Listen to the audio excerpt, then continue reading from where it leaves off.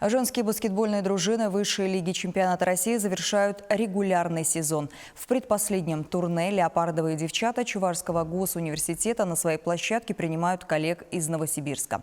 С итогом стартового матча наш спортивный корреспондент Вячеслав Ильин. Баскетбола без интриги не бывает, тем более накануне окончания регулярного первенства, когда борьба за место в четверке сильнейших обострилась до «не могу».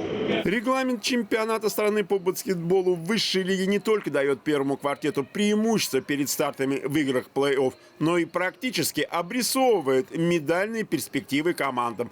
Так что задача для леопардовых на игры против дублёж новосибирских динамовцев, к тому же наступающих нам на пятки в турнирной таблице, трактовалась однозначно. Нужна победа. Это для нас большой результат, и по выступлениям это лучший сезон, когда мы играем в регулярке наравне с лидерами и по очкам, и по игре.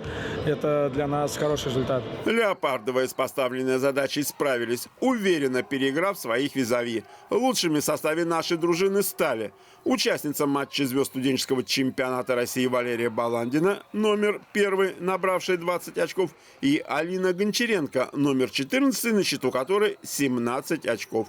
Итоговый счет 73-61 в пользу девчат ЧГУ. Сегодня девочки выполняли установку, они бились друг за друга, они двигали мяч, это было красиво, я доволен игрой. Победа в стартовом матче увеличила отрыв от идущих на 5-м месте новосибирцев до 2 очков. Но перед заключительным туром, соперницами в котором у леопардовых будут девчата из Красноярского и Енисея-2, в повторной встрече, которая начнется сегодня в 18 часов, нам необходима победа. Вячеслав Ильин, Вести Чувашия.